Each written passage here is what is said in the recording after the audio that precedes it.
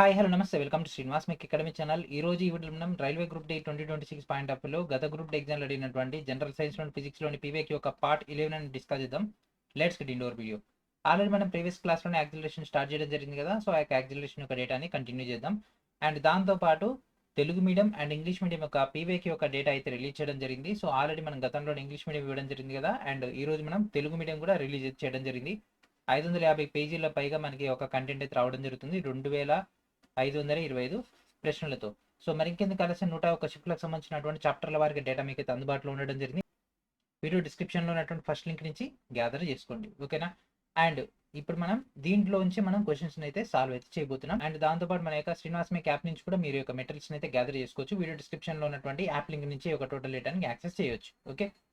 And our first question, a car starts from rest is accelerated to a velocity of 60 km/h in 5 minutes. What is the acceleration of the car? నిశ్చల స్థితి నుంచి ప్రారంభమైనటువంటి car 5 నిమిషాల్లో 60 km/h వేగాన్ని పొందితే మనకు car యొక్క త్వరణం ఏమవుతుంది, ఓకేనా. సో నిశ్చల స్థితి నుంచి ప్రారంభమైందంట అంటే యూ వాల్యూ ఏమవుతుందండి, యూ వాల్యూ 0 అవుతుంది. అండ్ అదేవిధంగా వి ఏమవుతుంది, వి 60 అవుతుంది, ఓకే.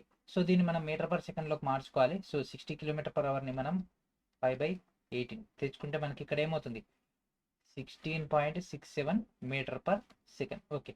సో ఎందుకంటే ఇక్కడ మనకి ఒక ఆప్షన్స్ అన్నింటిలో కూడా చూడండి మీటర్ పర్ సెకండ్ స్క్వేర్ ఉంది కాబట్టి దీన్ని మీటర్ పర్ సెకండ్లోకి మార్చుకోవాలి. సో ఈ యొక్క డేటా ఉంది మనకు కావాల్సిన యాక్సిలరేషన్ ఫార్ములా ఏంటిది, v minus u by t. So v ఎంత 16.67, ఇనిషియల్ వెలాసిటీ ఎంత 0 బై టైం ఎంత అండి 5 నిమిషాల్లో. 5/60 ఎంత 5/60 ఎంత 300 కదా, ఎందుకంటే 5 నిమిషాలు 5 నిమిషాలని 60 సెకండ్లకు మార్చుకుంటే మనకు 300 సెకండ్లు వస్తుంది, ఓకే. ఎందుకంటే ఇక్కడ సెకండ్స్లో ఉంది కదా కాబట్టి దీన్ని ఇట్లా తీసుకుంటే సో దీనికి ఇది క్యాన్సిల్ అయిపోతే మనకు వచ్చేటటువంటిది ఎంత ఉంటుంది 0.055. So option A is hour, okay.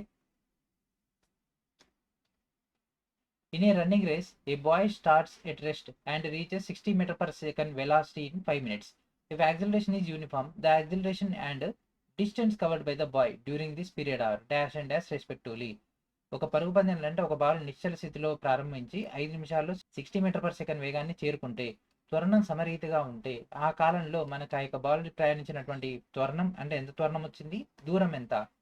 So answer చేయండి. సో నిశ్చల స్థితిలో ప్రారంభించిన అంటే యూ వాల్యూ 0 అవుతుంది.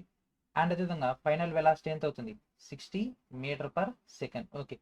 సో ఇది మీటర్ పర్ సెకండ్లోనే ఉంది కాబట్టి మనకి ఎటువంటి కన్వర్షన్ ప్రాబ్లం అయితే లేదు. సో యాక్సిలరేషన్ కనుక్కుందాం, కావాల్సిన యాక్సిలరేషన్ కాబట్టి యాక్సిలరేషన్ కనుక్కుంటే సో ఒకసారి చూడండి ఇది ఉంది మరి ఎంత టైంలో ప్రయాణించిండు 5 నిమిషాల్లో. 5 నిమిషాలు అంటే ఎన్ని సెకండ్లు 300 సెకండ్లు.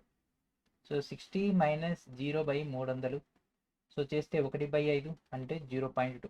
సో 0.2 ఈడ ఉంది అంటే 2 ఆప్షన్లు పోయినాయి, ఓకే. సో 0.2 9 కిలోమీటర్స్ ఇదేసరికేమో 600 మీటర్స్, ఓకే.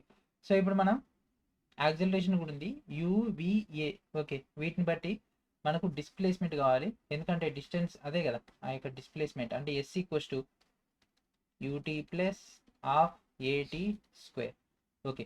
సో ఇక్కడ ఇనిషియల్ వెలాసిటీ 0 ఇంటూ సంథింగ్ 0 కాబట్టి ఇక్కడ మనకి ఏమవుతుంది S equals to half acceleration due to gravity.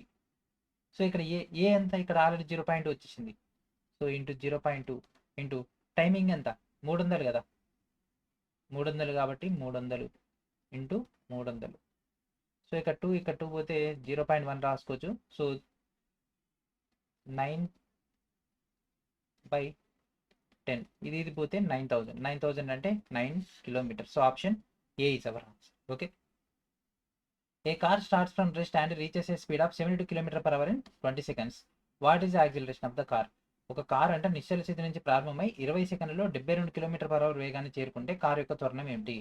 నిశ్చల స్థితి అంటే మనకు యాక్చువల్ ఫార్ములా ఏంటిది v minus u by t. So v ఎంత ఆల్రెడీ మనకు 72 km/h ఇచ్చిండు. సో దాన్ని మనం మీటర్ పర్ సెకండ్లోకి మార్చుకుంటే 72 into 5/18. So 18 18 4 20. So 20 minus initial velocity 0 by time అంతా 20 సెకండ్లనే ఇచ్చింది కాబట్టి ఇది పోతే మనకి మిగిలింది ఏమి చెప్పండి 1 m/s². So option B is our answer. An object is thrown vertically upwards with a velocity u. Under the influence of gravity, the acceleration is. ఒక వస్తువు u తొలి వేగంతో నిలువుగా పైకి విసిరబడింది. గురుత్వాకర్షణ ప్రభావంతో త్వరణం ఏమవుతుంది? సో పైకి విసిరేసినామంట. ఓకేనా? పైకి విసిరేసినప్పుడు ఏమవుతుందండి?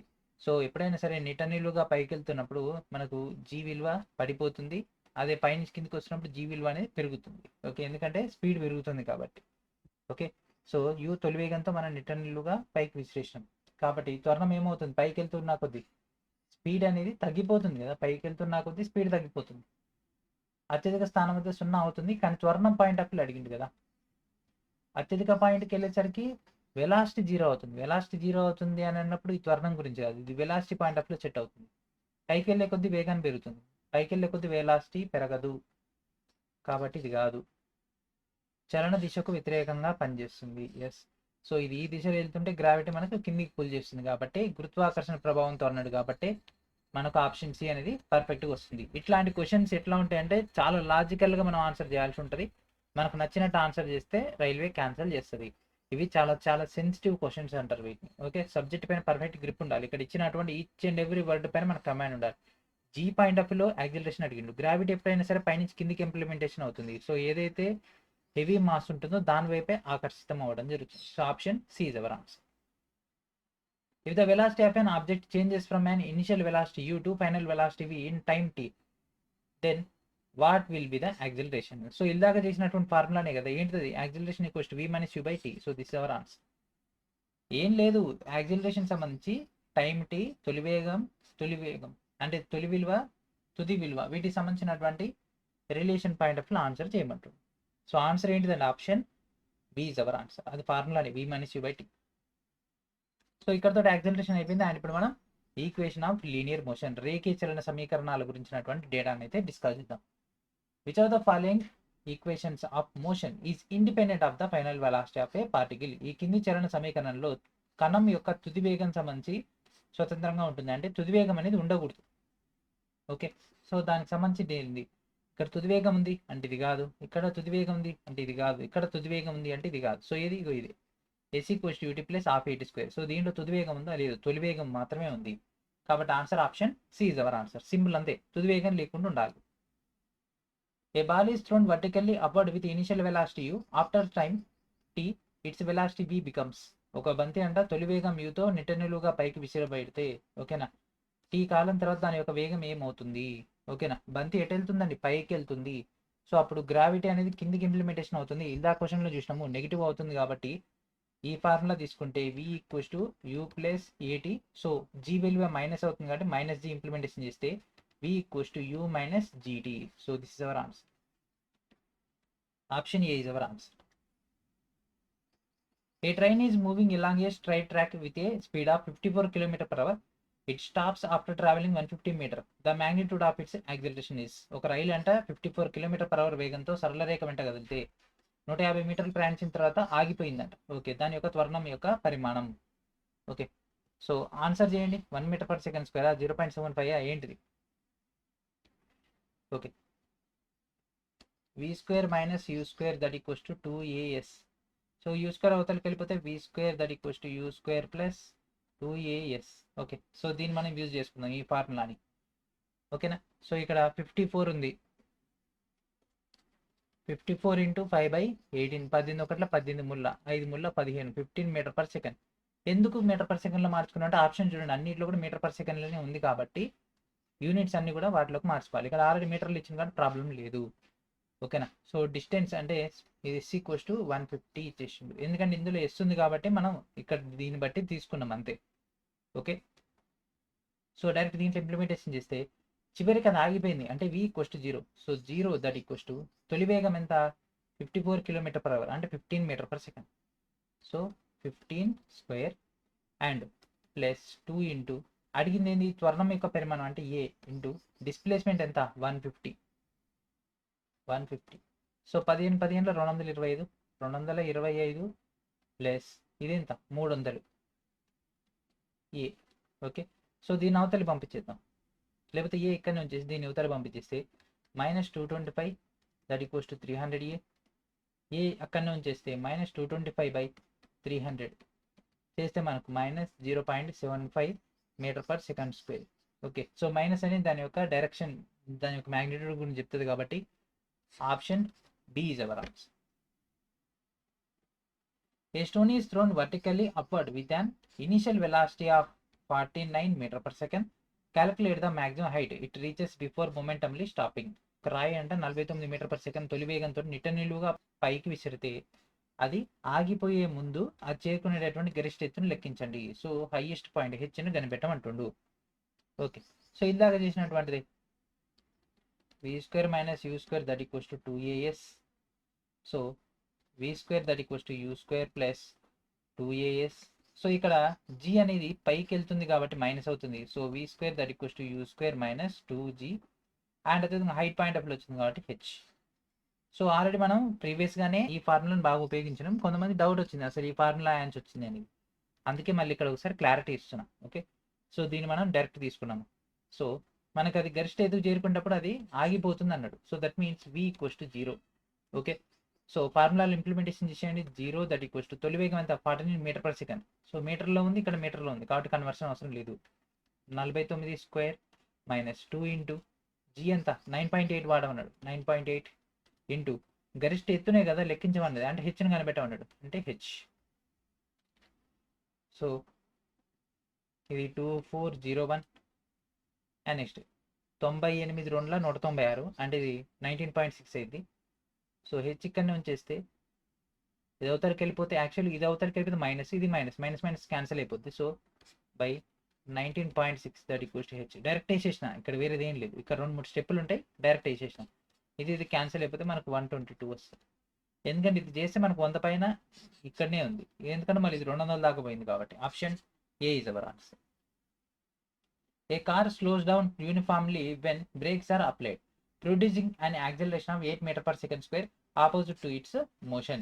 If the car comes to rest in 2 seconds, what distance does it cover before stopping?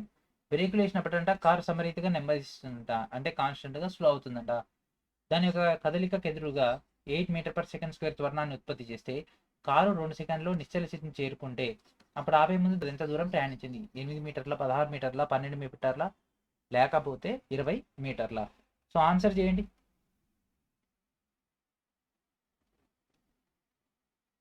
చెప్పాలి, ఫాస్ట్గా చెప్పాలి. సో మనకి ఇచ్చినటువంటి వాల్యూస్ ఏంది? A equals to 8 meter per second square and time t equals to 2 seconds. ఇంకేమి ఇచ్చింది? నిశ్చల స్థితి మనకు వచ్చింది, అంటే ఫైనల్ వెలాసిటీ 0. మరి ఇనిషియల్ వెలాసిటీ ఏమవుతుంది? u కనుక్కోవాలి. ఓకే, u కనుక్కుందాం. u పాయింట్ ఆఫ్ వ్యూలో మనం తీసుకోవాలి అంటే v equals to u plus 80. దీన్ని యూజ్ చేద్దాం. సో ఇది 0 అండ్ ఇది స్లో అవుతుంది కదా, వెహికల్ అనేది స్లో అవుతుంది కదా, కాబట్టి మైనస్ తీసుకుందాం. So u plus -8 into time ఎంత? 2. సో ఇది 16 అవుతుంది. 16 యువతలకి వెళ్ళిపోతే u equals to 16 meter per second. Okay, so u value వచ్చేసింది. So u equals to 16. So ఇవన్నీ మనకు అందుబాటులో ఉన్నాయి. సో ఇప్పుడు మనకు కావాల్సినటువంటి distance s equals to u plus v by u into t. So u plus v 16 plus 0 ఎంత? 16. 16 by 2 into time 2. So దీనికి ఇది పోతే 8, 8 2 16. Option B is our answer. మీకు క్లియర్గా అర్థం కావాలనే స్లోగా చెప్తున్నా, ఓకేనా? ఎందుకంటే లాస్ట్కి వచ్చేసింది ఈ టాపిక్ అనేది. A race car starting from rest accelerates uniformly if the car covers 22.5 meter in the 5th second of its motion. What is the total distance covered at the end of 10 seconds? నిశ్చల స్థితి నుంచి ప్రారంభమయ్యేటటువంటి race car అనేది సమరీతిగా వేగవంతం అవుతే car దాని యొక్క కదలికలోని 5వ సెకండ్లో 22.5 మీటర్లు ప్రయాణిస్తే 10 సెకండ్ల చివరిలో అది ప్రయాణించినటువంటి మొత్తం దూరం ఎంత? సో చెప్పండి, దీనికి ఏమి యూజ్ చేద్దాం? ఓకే, నిశ్చల స్థితి నుంచి ప్రారంభమైంది కాబట్టి u ఈక్వల్స్ టు 0. అండ్ అదేవిధంగా మనకు 5వ సెకండ్లో ఇంత దూరం ప్రయాణిస్తే 10వ సెకండ్ చివరిలో అది ప్రయాణించినటువంటి దూరం ఎంత? Okay, so S n second వద్ద మనకు half a into 2n minus 1 ఈ యొక్క ఫార్ములాను మనం ఉపయోగిద్దాం. ఇది ఆల్రెడీ మీకు ఇచ్చినటువంటి ఫార్ములానే, కొత్తది ఏం లేదు. డైరెక్ట్ దీంట్లో మనం ఇంప్లిమెంటేషన్ చేద్దాం. సో ఎస్ 5 సెకండ్ల వద్ద మనకు 22.5 మీటర్లు వెళ్తుంది, 22.5 మీటర్స్ వెళ్తుంది, ఎందుకంటే వాడు అదేగా ఇచ్చింది. ఓకే, సో ఇది మనకి ఇచ్చినటువంటిది. సో దీనిలోంచి ఈ యొక్క డేటాను ఉపయోగించుకొని ఏని ఎక్స్ట్రాక్షన్ చేద్దాం. ఏని ఎక్స్ట్రాక్షన్ చేస్తే యాక్సిలరేషన్ వస్తే మనం మనకున్నటువంటి S equals to ut plus half at స్క్వేర్లో చేసుకొని వెళ్ళిపోవచ్చు. సో నిశ్చల స్థితిలో ప్రారంభం ఏంటంటే యూ వాల్యూ 0 అవుతుంది కాబట్టి ఆటోమేటిక్ మనం ఇంప్లిమెంటేషన్ చేసుకోవచ్చు. సో దీన్ని కంపారిజన్ చేస్తే 22.5 that equals to half into A into ఎన్నో సెకండ్, 5th సెకండ్ అంటే 2 5 10 మైనస్ 1 10 మైనస్ 1 ఏమవుతుంది 9 9 ఇంటూ ఏ ఇంటూ అండ్ ఇది అవతలికి పోతే 45. Okay, so 9 9 5 so A value 5 వచ్చేసింది, 5 metre per second square. Okay, so ఇప్పుడు దీంట్లో ఇంప్లిమెంటేషన్ చేద్దాం. సో యూ అంటే 0 కాబట్టి డైరెక్ట్గా ఇది వెళ్ళిపోద్ది. So yes equals to half into 5 into time ఎంత 5 సెకండ్సా, ఏది 10 సెకండ్స్ కదా మనకు అడిగింది. 10 into 10 100. So 2 1 2 50. So 55 250. Okay, so option D is our answer. మీకు అర్థం కాదనే స్లోగా చెప్తున్నా, ఓకేనా. ఫాస్ట్ చెప్పమంటే ఫాస్ట్గా చెప్తారు, 2 లైన్లు వేసుకొని వెళ్ళిపోవచ్చు. మళ్ళీ తర్వాత సార్ నాకేం అర్థం కాలేదు మీరు ఫాస్ట్గా చేసిరని అంటారు. అందుకనే టైం ఉంది కాబట్టి స్లోగా డిస్కస్ చేసుకుందాం. Okay, a block of mass 1 kg is dropped from the top of a building of height x metres. What will be the value of x if the block hits the ground with a velocity of 20 meter per second? g equals 10 meter per second square గా తీసుకోమంటాడు. x metre ఎత్తున్నటువంటి ఒక భవనం పైనుంచి అంటే 1 kg బరువు ఉన్నటువంటి ఒక black అంటే కింద పడేస్తే అది 20 మీటర్ పర్ సెకండ్ వేగంతో నేలను తాకితే x విలువను కనిపెట్టమంటుండు. అంటే ఎత్తును కనిపెట్టమంటుండు, h వాల్యూను కనిపెట్టమంటుండు. ఓకే, సో స్వేచ్ఛాపతన స్థితిలో పడుతుంది కాబట్టి ఇనిషియల్ వెలాసిటీ 0 అవుతుందండి అండ్ ఫైనల్ వెలాసిటీ వాడేసేసి 20. ఓకే, సో హెచ్ని కనిపెట్టమంటుండు. అండ్ నెక్స్ట్ ఏముంది, మాస్ ఉంది, మాస్ ఉంది 1 kg. ఓకే, సో ఇంకేముంది మనకి, ఇంకేమి ఇచ్చిండు, జీ ఆటోమేటిక్ మనకి ఇక్కడ కనిపిస్తుంది, డైరెక్ట్ ఇంప్లిమెంటేషన్ చేద్దాం. Okay, so V square that equals to U square plus 2gh. ఇది పైనుంచి కింది పడుతుంది కాబట్టి జీ వాల్యూ పాజిటివ్. ఓకే, ఎందుకంటే ఇలాగ జీ వాల్యూ మైనస్ తీసుకున్నాం కాబట్టి, ఎందుకు అది పైకి వెళ్తుంది కాబట్టి. సో వి ఎంత 20 20 20 అంటే 400.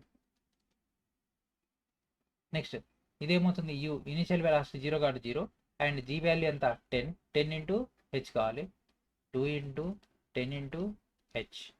సో ఇక్కడ సున్నాకి ఇక్కడ సున్నా పోయింది, 2 1 2 20. సో హెచ్ ఈక్వెస్ట్ ఎంత 20. So option C is our. And ఇప్పుడు మనం గ్రావిటేషన్ స్టార్ట్ చేద్దాం. గ్రావిటేషన్ అంటే గురుత్వాకర్షణ, ఓకేనా.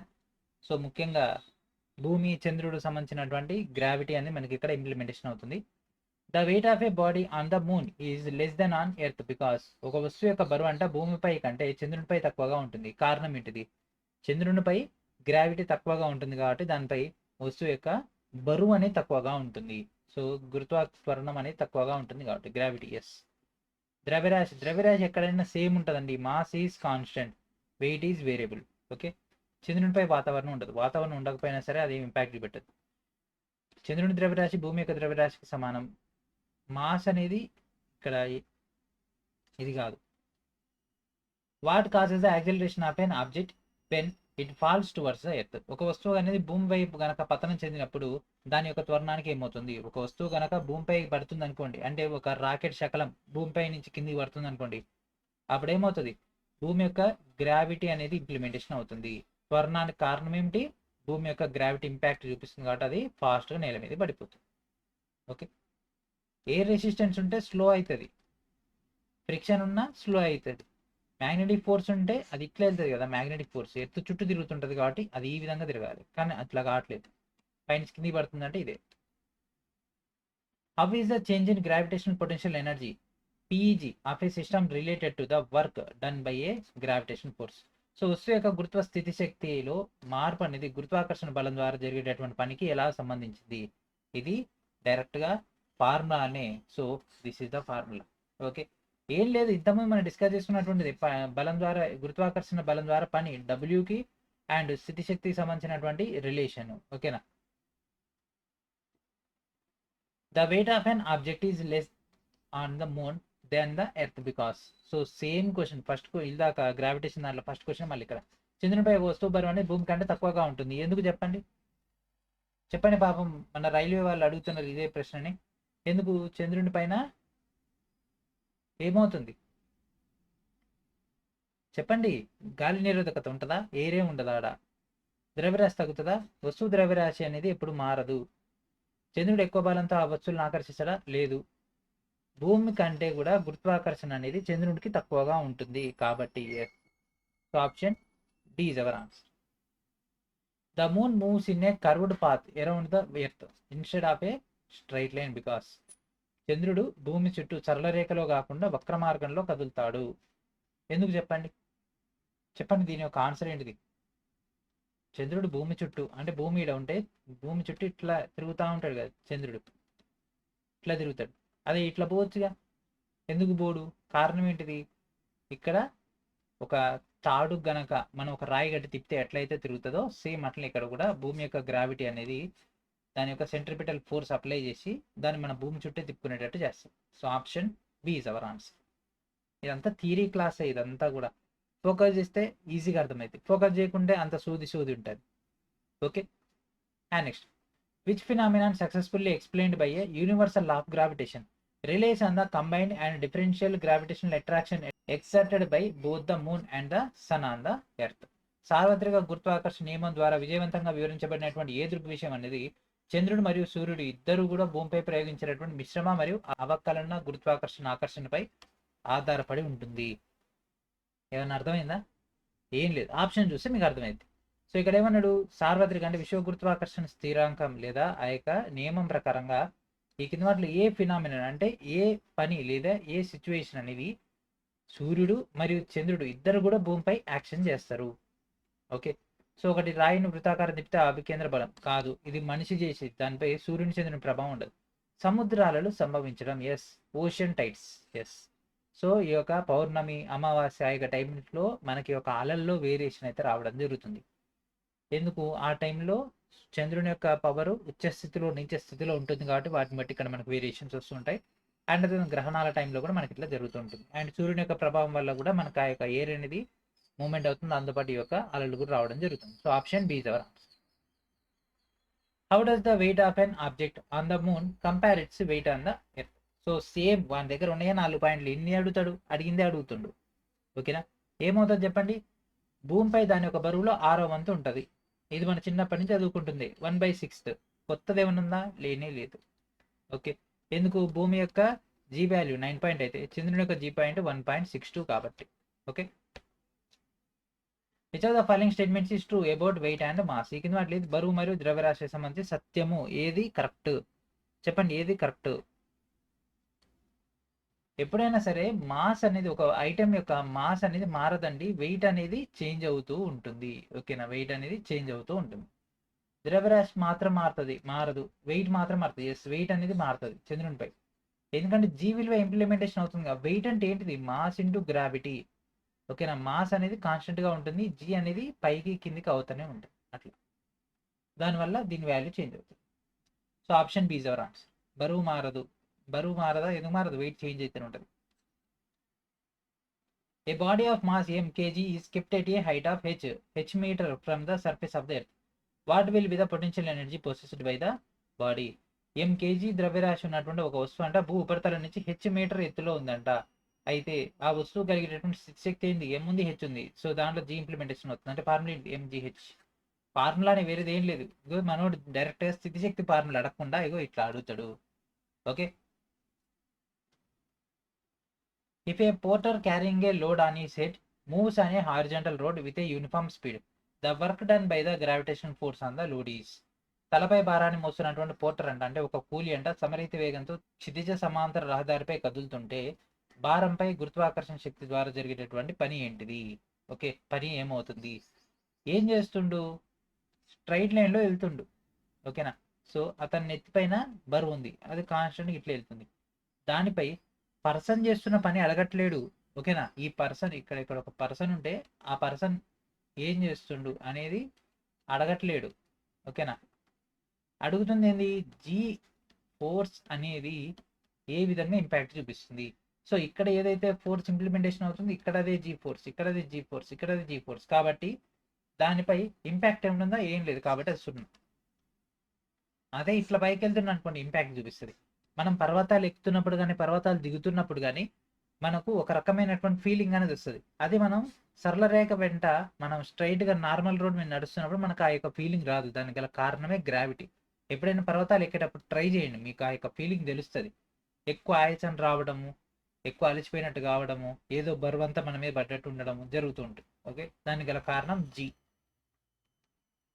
If the mass of two objects is halved and the distance between them also halved, the gravitational force is. So ఇది direct formula F equals to m1 m2 by r square. So ఈ formula బట్టి చెప్పిండి ఏం లేదు ఆడ. ఏంది రెండు వస్తువుల యొక్క ద్రవ్యరాశి అంటే సగాన్ని తగ్గించేసినట్ట. అంటే m/2 అండ్ ఇది కూడా m/2 అంటే m1/2 m2/2 అండ్ దాంతోపాటు వాటి మధ్య దూరం అంటే r/2 హోల్ స్క్వేర్. సో ఇక్కడ బై 2 ఉంది, ఇక్కడ కూడా బై 2 అయింది. సింపుల్ ఆలోచించండి. m1/m2 2 ఇంటూ 2 అంటే ఈ రెండింటిని కిందికి పంపించేసిన. అండ్ నెక్స్ట్ ఇక్కడ R square by 2 into 2 cancel చేస్తే ఏమైంది? మళ్ళీ m1m2/r స్క్వేర్ అదే వచ్చింది కదా. అంటే ఏమవుతుంది? మళ్ళా మున్పట్లాగే ఉంటుంది, same as it is before. వాటి మధ్య దూరాన్ని తగ్గించిన వాటి యొక్క ద్రవ్యరాశిని సగం చేయడం వల్ల మళ్ళీ గురుత్వాకర్షణ బలం యథావిధిగా ఉంటుంది. ఓకే. ఫార్ములాస్ వస్తే ఇట్లాంటివి ఈజీగా ఉంటాయండి, ఫార్ములాస్ రాకుంటే కష్టం. Read the given statements and select the most appropriate option. ఈ కింద ఇచ్చినటువంటి ప్రకటనలు చదివి అత్యంత సముచితమైనటువంటి ఎంపికని ఎంచుకోండి. ఓకే. సో ఇక్కడ చూడండి, ఒక బంతి నిటనిల్లుగా పైకి విసిరినప్పుడు దాని యొక్క వేగం అంటే జీవి రేట్తో తగ్గుతుంది. ఎస్. సో పైకి విసిరితే ఏమవుతుంది? జీ వాల్యూ మనకు డౌన్ వస్తుంది కాబట్టి ఆటోమేటిక్ దాని యొక్క వేగం కూడా డౌన్ అయిపోద్ది. కొంత వేగం వెళ్ళగానే అది 0 అయిపోయి మళ్ళీ అది కింద పడుతుంది. ఎస్, ఇది కరెక్టే. బంతి పైకి వెళ్ళినప్పుడు కూడా జీ కిందికి పనిచేస్తుంది. ఎస్, బంతి పైకి వెళ్ళినప్పుడు కూడా జీ పనిచేస్తుంది కాబట్టి కదా వేగం అనేది తగ్గిపోతుంది. రెండు కరెక్టే. So option A is our answer. An object has a weight of 24 Newton on Earth. What will be its weight on the moon's surface? So 1/6 వంతు ఉంటుంది కాబట్టి సో దాన్ని బట్టి ఆన్సర్ చేసేయండి. ఏముంది? Into 24. R4 option C is our answer. At which location on the Earth's surface would a standard object experience the maximum acceleration due to gravity is? భూపరితలంపై ఏ ప్రదేశంలోనైనా ప్రామాణిక వస్తువు గురుత్వాకర్షణ కారణంగా గరిష్ట త్వరణాన్ని పొందుతుంది. ఎక్కడ? ఈ కింది వాటిలో ఎక్కడ చెప్పండి. జీ విలువ ఎక్కడ ఎక్కువ ఉంటుంది? భూమి తీసుకుంటే ఇక్కడి నుంచి వెళ్ళి ఇట్లా. ఓకే. జీ విలువ ఎక్కడ ఎక్కువ ఉంటుంది చెప్పండి. భూమధ్య రేఖ, కర్కట రేఖ, మకర రేఖ, ధృవాల. ఎక్కడ? ధృవాల వద్ద ఎక్కువ ఉంటుంది. ఎందుకంటే అవన్నీ కూడా ఒకే దగ్గర కలుస్తాయి. అందుకే రాకెట్ లాంచింగ్ ఎప్పుడు కూడా ధృవాల నుంచి చెయ్యరు. ఎక్కడి నుంచి చేస్తారు? భూమధ్య రేఖ దగ్గర నుంచి చేస్తారు. ఓకేనా. సో శ్రీహరికోట కానీ తుంబా కానీ ఇవన్నీ కూడా మనకి ఎక్కడ ఉంటాయి? ఈ యొక్క ఎక్కడ ఉంటాయి చెప్పండి? భూమధ్య రేఖ దగ్గర ఉంటాయి, ఈక్వేటర్ దగ్గర. ఎందుకు? ఇక్కడ జీ వాల్యూ అనేది తక్కువగా ఉంటుంది కాబట్టి. సో ఆన్సర్ ఏంటి? Option D is our answer. ఎక్కడ తక్కువగా ఉంటుందండి జీ వాల్యూ? గరిష్టంగా కాకుండా కనిష్టంగా అంటే భూమధ్య రేఖ, గరిష్టంగా అంటే ధృవాల వద్ద. Which of the following is are true about the acceleration due to gravity? గురుత్వాకర్షణ వల్ల కలిగేటటువంటి త్వరణం గురించి కింది వాటిలో ఏది సత్యమో లేదా సరైంది చెప్పండి. ఒకసారి చదవండి. ఏది మనకు సరైనటువంటిది? గురుత్వాకర్షణ వల్ల కలిగేటటువంటి త్వరణం విలువ గురుత్వాకర్షణ ప్రభావంలో పడిపోయేటటువంటి వస్తువు యొక్క ద్రవ్యరాశిపై ఆధారపడి ఉంటుంది. ద్రవ్యరాశిపై ఏం ఆధారపడి ఉండదు. ఎందుకంటే మనం పైనుంచి వ్యాక్యూమ్లో కనుక ఒక ఈకను పడేసిన ఒక రాయిని పడేసిన ఒకే టైంలో కిందికి వస్తాయి. ఆల్రెడీ సైంటిఫిక్గా ప్రూవ్ అయింది కాబట్టి దీనిపై వస్తువు యొక్క ద్రవ్యరాశిపై ఆధారపడి ఉండదు. విశ్వవ్యాప్తంగా సమానంగా ఉంటుందంట జీ వాల్యూ. ఉండదు. ఇప్పుడేగా మనం అనుకునేది ధృవాల వద్ద ఎక్కువ ఉంటుంది, భూమధ్య రేఖ వద్ద తక్కువ ఉంటుంది. అందుకే కదా రాకెట్ లాంచింగ్స్ అన్ని కూడా భూమధ్య రేఖ వద్ద నుంచి జరుగుతుంది. ఓకే. సో ఆన్సర్ ఏంటిది? Neither one not two. Option B is our answer. Which of the following statements is correct about acceleration due to gravity? కింద వాటిలో గురుత్వాకర్షణ గురించి ఏది సరైనది? ఓకేనా. చెప్పండి. దీని ఒక ఆన్సర్ ఏంటి చెప్పండి. ఏది సరైనది? ఎత్తుతో పాటు తగ్గుతుంది. ఎస్. హైట్ పెరిగే కొద్దీ తగ్గుతుంది. ఎస్, ఇది కరెక్టే. భూమి లోపలికి వెళ్ళే కొద్దీ పెరుగుతుంది. చెప్పలేం. లోతుతో స్థిరంగా ఉంటుంది. ఇది కూడా చెప్పలేం. ప్రతి చోట ఒక తీరు ఉంటుంది. ఇదైతే అసలే కాదు. So option A is our answer. జనరలైజ్డ్గా చెప్పాలి ఆన్సర్ అయితే. అంటే మీరు అనుకోవచ్చు సార్ బోర్ బావిలో మనం పంపించినట్లయితే అది లోతు ఎక్కువ పోయినట్లయితే తెలిసిపోద్ది కదా అంటే ఎస్, మీరు అనేది కరెక్టే. కాకపోతే ఏంటంటే రైల్వే వాడు అదే ఆన్సర్ అన్నాడు అండ్ దాంతోపాటు రియల్ లైఫ్లో కూడా జనరలైజ్డ్ ఆన్సర్ అయితే ఆప్షన్ ఏనే వస్తుంది కాబట్టి option A is our answer. If an object weighs 60 Newton when measured on the surface of the earth, what would be its approximate weight when measured on the surface of the moon? భూమి ఉపరితలంపై కొలిచినప్పుడు వస్తువు అంట 60 Newton బరువు ఉందంట. అదే చంద్రుని ఉపరితలంపై కొలిచినప్పుడు సుమారు బరువు ఎంత ఉంటుంది? 60 ఉందంట. అదే మనకి చంద్రునిపై కావాలంటే by 6 that equals to 10 newton. Option B is our answer. What type of force is responsible for moon circular motion around Earth? భూమి చుట్టూ చంద్రుని యొక్క వృత్తాకార కదలికకు ఏ రకమైనటువంటి బలం అవసరం, లేదా ఏ రకమైనటువంటి బలం కారణం? ఏ రకమైనటువంటి బలం చెప్పండి? చంద్రుడు అంటే భూమి చుట్టూ తిరుగుతుంటాడు కదా, ఇప్పుడే కదా మనం అనుకున్నది, ఇందాకనే కదా, ఏంటిది అది? Centripetal force due to earth gravity. So భూమి ఏం చేస్తుంది, ఒక చిన్న ఇన్విజిబుల్ తాడ్ లాంటిది పెట్టేసుకుని ఆ చంద్రుడిని మన చుట్టూ తిప్పుకుంటుంటుంది అనమాట. Okay, so option C is our answer. Okay, so ఇక్కడతోటి ఒక క్లాస్ని ఫినిష్ చేద్దాం. ప్రతి ఒక్కరు కూడా ఏక గ్రూప్ డి ఫౌండేషన్ కోర్సులో జాయిన్ అవ్వండి. అండ్ దాంతోపాటు వీడియో స్టార్టింగ్లో చెప్పినటువంటి మెటీరియల్స్ ఆల్రెడీ రిలీజ్ అయిపోయినా డౌన్లోడ్ చేసుకోండి. వీడియో డిస్క్రిప్షన్లో మీకు లింక్స్ అయితే అందుబాటులోనే, you can use it. And దాంతోపాటు సివి టెస్ట్ సిరీస్ కూడా అందుబాటులో ఉంది, కావాల్సిన వాళ్ళు జాయిన్ అయ్యి గ్యాదర్ చేసుకోండి. ఓకేనా? సో ఇది ఫ్రెండ్స్ ఈరోజు వీడియో. నెక్స్ట్ వీడియో మనకు రెడీతో కలుద్దాం. And thank for watching.